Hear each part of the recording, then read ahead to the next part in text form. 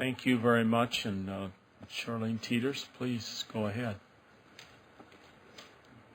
Thank you. Thank you, Chairman Udall. And thank you, Mr. Johnson, for being here. My name is Charlene Teeters. I'm a member of the Spokane tribe in Washington State. I'm honored to serve as senior faculty at the Institute of American Indian Arts in Santa Fe, New Mexico. We have amongst our student body some of the brightest young talent and future leadership for Native America. These young people are amongst our best representations for our Native nations and our culture. You have my written testimony, so I'd like to focus on the last part of what I testified about, and it has to do with what we've been talking about here.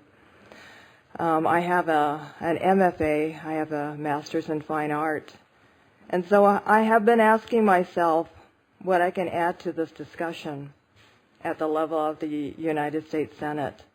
There are so many who have better training, better ability to speak about institutionalized racism, those better trained to speak about the social impact, the emotional impact, the spiritual impact, or even the financial impact of these stereotypes. But the struggle for freedom from organized insults, public ridicule, and national collusion is my story, and it's Native America's story. These stereotypes and community attitudes are an unnecessary burden. They're an unnecessary burden for those who go to school where they have these images. I went to the University of Illinois. It was a chief mascot there. Can easily be alleviated by eliminating this use. But I think it's important to step back and look at history, because history plays an important role in defining acts and practices as racist, regardless of the intent of the larger community.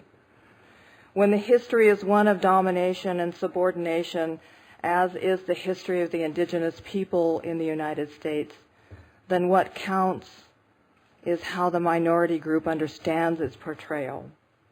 History is very powerful. Depending on who's telling the story, it can be used to demobilize a people, or it can be used to inspire a people. When the administration used our historical hero, the name of our hero, Geronimo, a family member, in this connection with military action, it takes from us.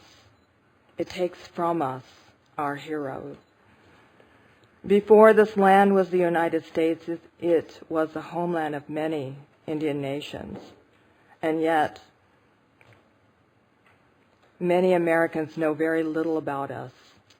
They know very little about the people whose land that they occupy. But we are here. We are here. We survive manifest destiny. Not just physically here, we are culturally here. And as parents and teachers, we work hard to instill in our children a sense of pride in our culture, our stories, our names for ourselves, our historical heroes, our family members, people like Chief Pontiac, Chief Joseph, Geronimo.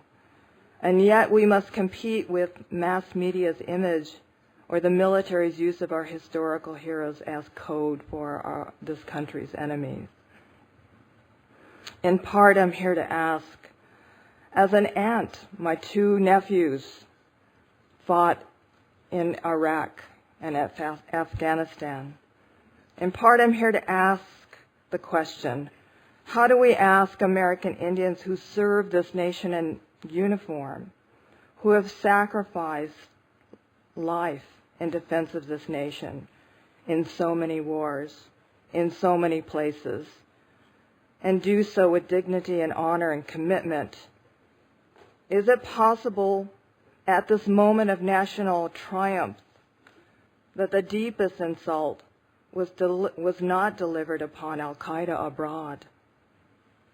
but to a small population here at home.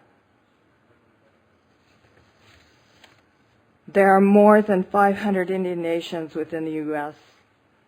We all have a rich history, language, culture. To turn us into stereotypes is to stop seeing us as individuals and to trap us in someone else's mistaken idea of who we are. These images are so powerful that many non-native people do not see us as modern people with a valued history, living culture, language, or a future. When school teams use us as mascots, it goes against the education's highest goal, to teach history, instead of reinforcing stereotypes. And these schools graduate people who go on to become teachers, judges, governors, presidents, who impact Native people no matter where we live in this country. And when the United States military uses these terms and symbols, it goes against its greatest honor. Our military discharges people who go on to become teachers, judges, governors, and presidents who impact Native people no matter where we live. Many American Indian people have done their part to win the hearts and minds of their neighbors, and yet we are still imaged as the enemy. Now it's time for our national government to do its part. This may not require new laws, but this does cry out for action. Thank you.